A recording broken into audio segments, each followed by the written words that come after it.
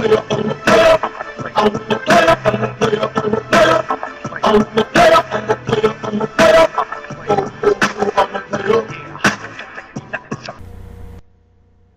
and welcome to another edition of Ghettofabulous Warhammer. Today we've got my first ever battle against the Warriors of Chaos, and my first game at 2,500 points. Probably not a big difference from 2,400, but hey, you know, it's a milestone, so I'm going to document it. My list has changed quite a bit since my last game. I'm going for a very mobile avoidance type army, which most people seem to hate to play against, but I was hoping it'd be kind of fun. I've got a level 4 on a horse with death magic, hoping to snipe enemy characters. Thought I'd give that a shot. The 2 pegmasters as usual for war machine hunting, small unit clearing. I got a BSB, added him last game, and seemed pretty useful. But this time I added a potion of strength, had a few points. Kind of thought that maybe the surprise factor of whipping that out at some point might be useful, might catch somebody off guard and kill something. Apparently there are some scenarios out there where banners are important, so I figured I'd add some standard somewhere, and the easiest place to put those I thought were the crossbowman squad. So three squads of those, and they all have standards. I brought 2 hydras and 3 light cavalry units, 2 groups of 7 dark riders. Just I figured a little squishy, and I wanted them to be a little tougher, so I plussed them up a few bodies. And then the warlocks, I thought that'd be nice to have. Extra casterns have a level 2. And the hydras, they're fairly mobile, so they can march and maneuver fairly well. They're kind of punchy, so I thought that'd be good. And the fire, flaming breath, even though I've never really had good luck with it, statistically it should work fairly well against large blocks, which I would have whittled down. And the light cavalry, I figured those squads would also be good bunkers for the sorceress and the BSB. As usual, I didn't get a full printout of my opponent's list in war gear, and being a Warriors of Chaos newbie, I was not able to guess everything, but I have a feeling some of you Warhammer vets will have a good idea what's out there. In general, his general is a level 4. He had the lore of Tzeentch. He was on a disc, I think, some kind of flying mount object with lots of other doodads. Ultimately, he had a 1-up armor save, 3+ ward with the re-rolling 1s, so he's the re-rollable, unkillable lord. He had 2 hero level guys, I think. They were both attached ultimately to the huge block of warriors that you see next in the list. I don't remember how sure. I think it was 35 to 40 somewhere in there actually. But we'll just leave it at very big. He had a couple of light cavalry units as well on warhounds for chaff, and a pair of chariots, which I was kind of excited to see. I haven't bought chariots before. The dark elf chariot looks pretty good, pretty low cost as well. So I was kind of curious to see how these chariots worked to determine if I wanted to have some on my list. The infamous skull crushers were there as well. Don't know anything about them, except for the fact that everyone talks about them, everyone seems to fear them, and they have a reputation for killing whatever they touch. And finally, a hell cannon, which I didn't think would be as effective, especially against my army, as a regular cannon would be, since I've got lots of little units, but who knows, you can still get lucky and it still hurt something. And it seemed, well, had a whole bunch of strange, unusual rules. Seemed like it might be a little tougher to kill than a regular siege engine, so that was not good for me. In the hobby department, I've finally gotten some replacements for my awful Dark Eldar jet bike proxies for my pegmasters. These models are supposed to be paladins on a Pegasus from Reaper Miniatures, but with the right paint, I think they'll look great. They're metal, they're very heavy, and a little expensive, but despite being a normal cheap bastard, I'll pay for good models, especially for like a centerpiece hero type model, and yeah, these look great. I don't know what most other Dark Eldar or Dark Elf players use, because I didn't find much out there except for this particular model. But yeah, I think they look great.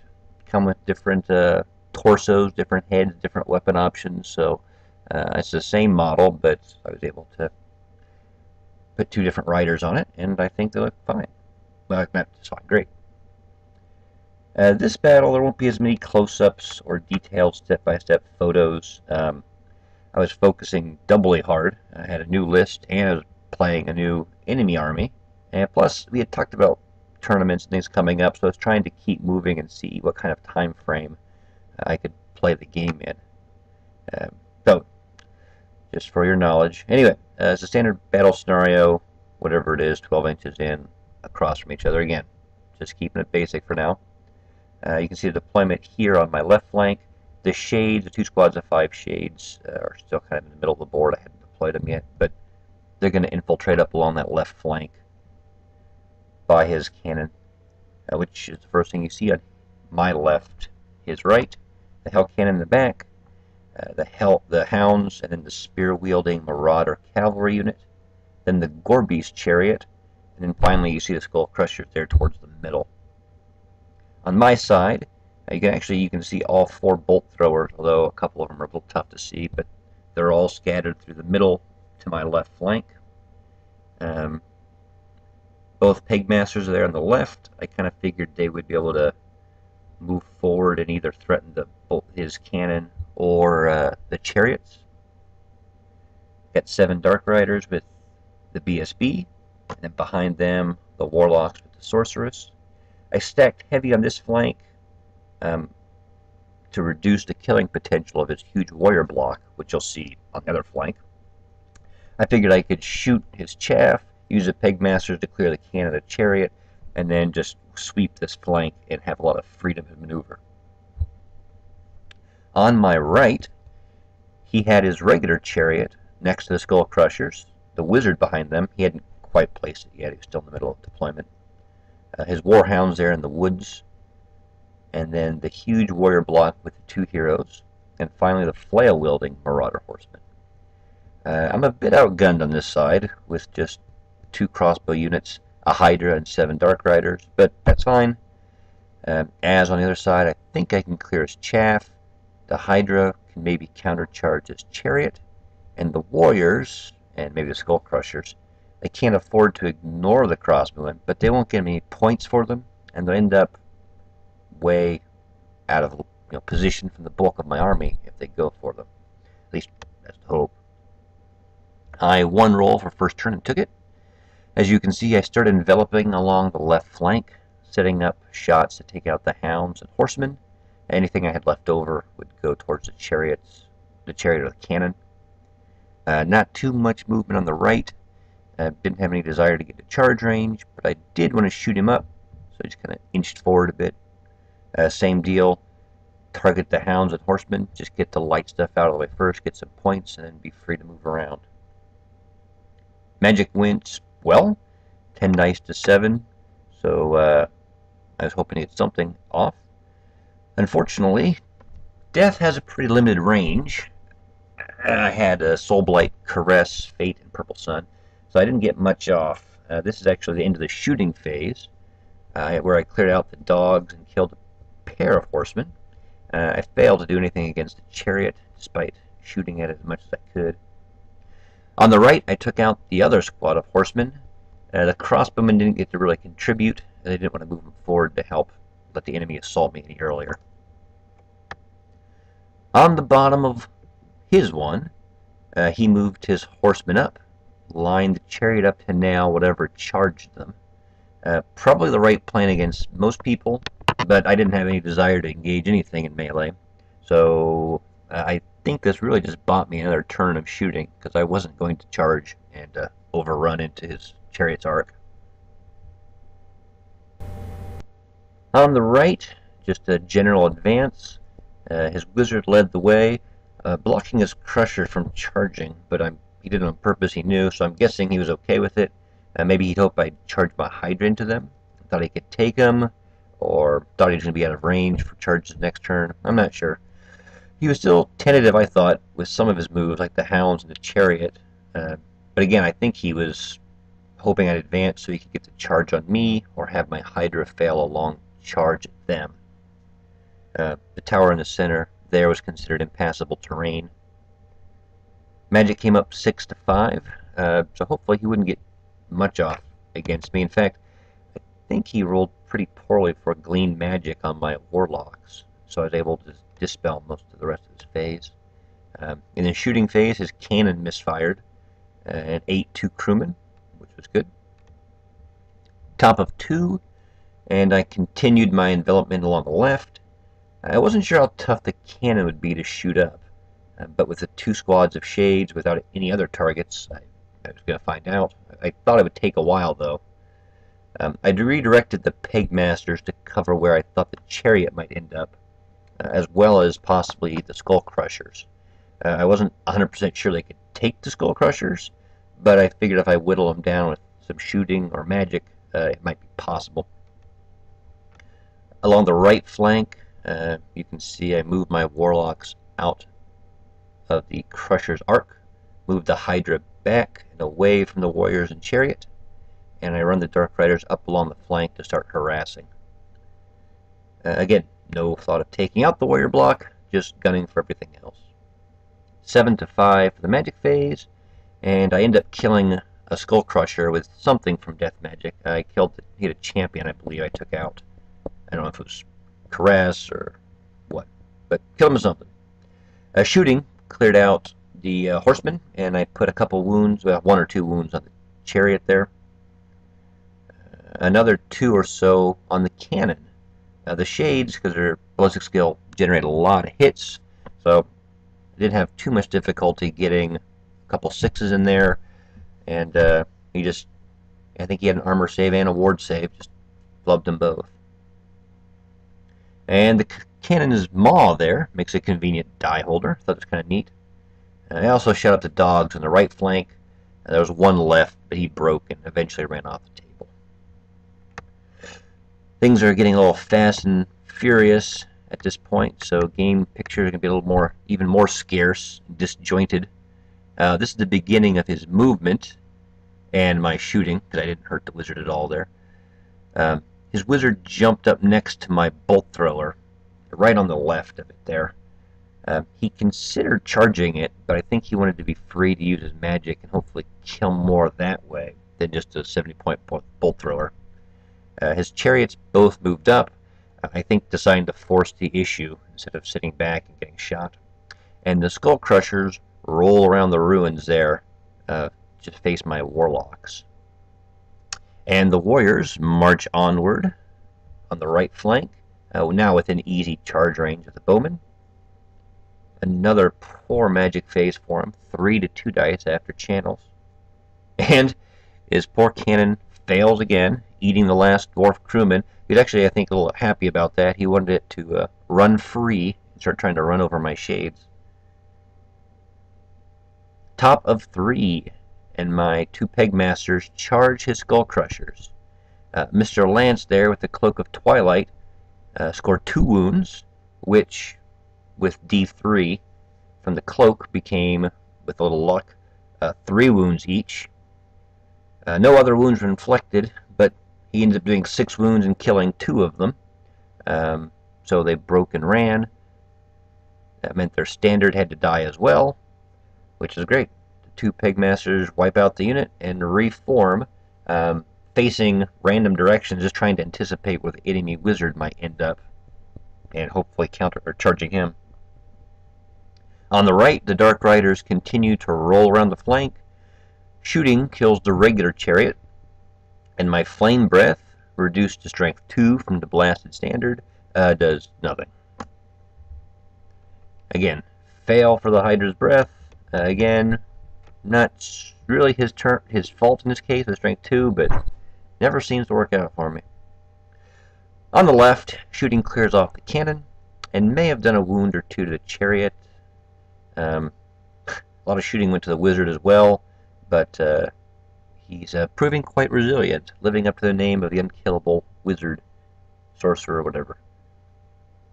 Bottom of 3, and his chariot charged the Warlocks with the level 4 attached. I think it was a bit of a stretch, but it was still within the range of possibility, and I didn't want to get caught in combat, so I risked fleeing, hoping I'd rally before I ran off the board. His wizard ended up charging my bolt thrower. On the right, the Chaos Warriors charged my crossbowmen. I chose to flee, and they certainly did, straight off the board. I had hoped they'd stay and rally, wasting another turn, but didn't happen, and it wasn't a big deal to lose them. There's a center. Thought I had a photo with the wizard hitting the bolt thrower, so there it is. He's locked in combat, and of course now he rolls a decent magic phase of 9 dice to 6. I believe he gleaned Doombolt off my warlocks at this point, hence the picture. I know he did at some point in the game. Top of 4, things start off rather interesting. My Pegmaster charges his Gore Chariot, and it opts to flee. It gets a good roll, but my Pegmaster maxes his pursuit and ends up running him down way off out of position. Still, no complaint. It's overall been a very good day for the Pegmaster there. The Warlocks thankfully rally and move back in, and everyone circles the enemy wizard there. Looking at this, it would appear his wizard hurt the Hydra and smoked my crossbowman last turn. Maybe glean magic later.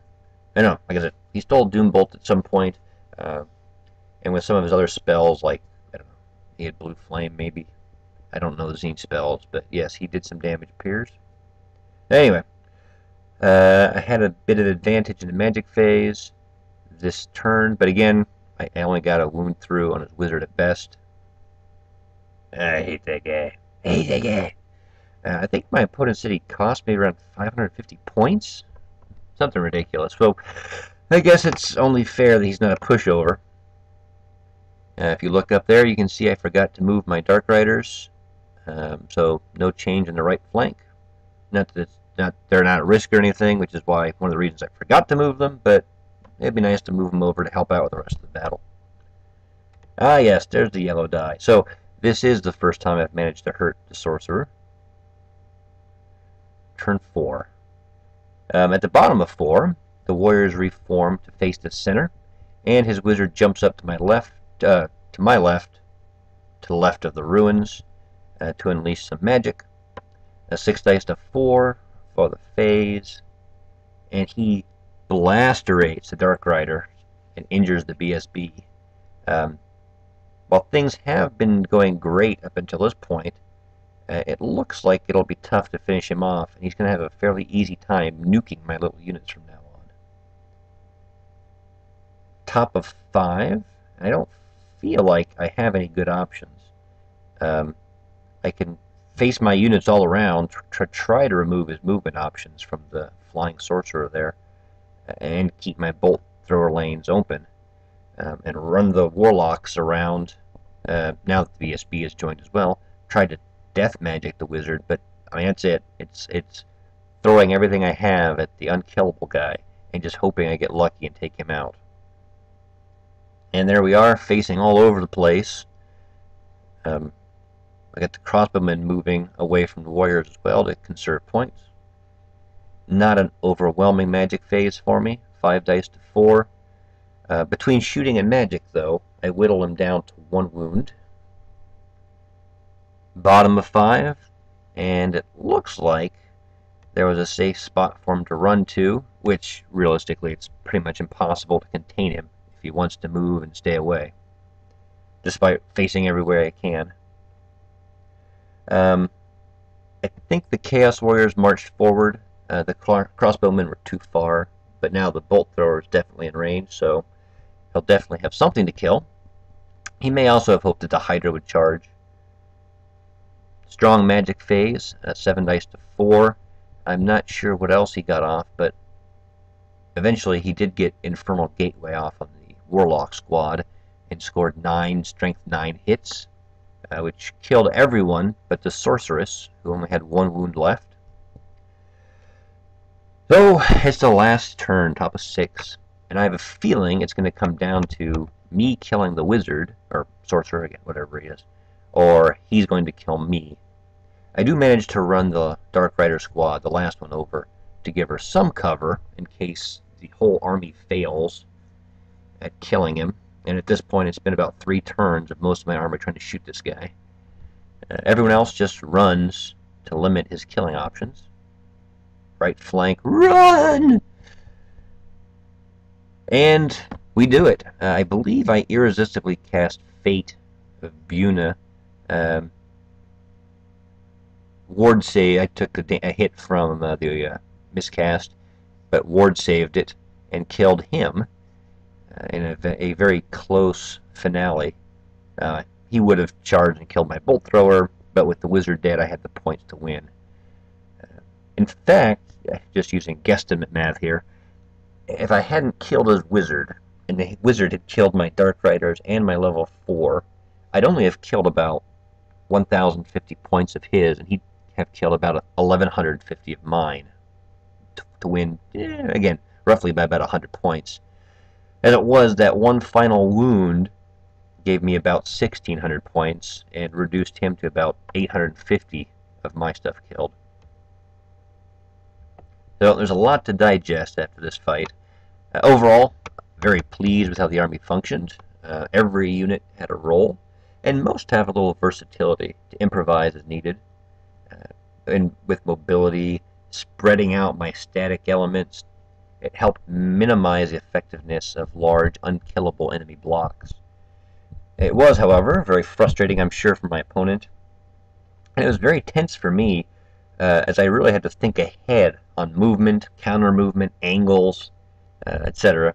It also was much more of a huge gamble than I had originally anticipated, as I found, especially towards the end of the game, I'm easily bleeding points off every turn, and as it becomes harder to finish off big point units for my enemy, points can be an issue. If that flying wizard had been more of a combat-focused unit, he could have torn through much of my army, and I wouldn't have much to stop him. There are a lot of units like that, but the ones that do exist may be tough for me to deal with. Death magic was fine. Not as great as I'd hoped. The unkillable Chaos Lord was probably not the best character to try it on for an impressive display, but ultimately I think Searing Doom and Golden Hounds for metal would have been just or more effective against that particular Lord and the Skull Crushers, and it gives me more versatility against other armies, and something a little more reliable against blocks than Purple Sun, which can misfire or have limited range, or limited effect on things like Elves, which are fairly popular. The Ward save was a new addition to my Sorceress, and I think she will continue to carry it. She ended up making a couple saves here and there, which ultimately kept her alive, which ultimately gave me the game. She's worth a lot of points, often earns me a lot of points, so a few points invested in keeping her alive seems wise, and will probably remain a fixture from now on. I think I was lucky at a couple key points. His Hell Cannon misfiring twice, killing his Skull Crushers on the charge. In fact, in my first game, I was up against an Ogre Cannon that exploded on turn 1, so it seems I have a curse on those kind of things, which is probably good for me. Also, my list being a bit odd may have thrown my more experienced opponent off a bit. Again, he seemed to be playing correctly from what I've seen in normal battle reports, setting up counter charges with his chariots and things, but that wasn't a real threat for me. It wasn't going to work against me with my army, and that turn of hesitation, I think, really helped me prioritize my attacks, as he ended up coming forward more piecemeal instead of together as one uniform assault. So there you have it, a close, tough game that was very educational. Let me know what you think. Any of your key tactical and strategic points or analysis would be much appreciated. I'm sure I've overlooked something here or there, so leave it below in the comments, and thanks for watching.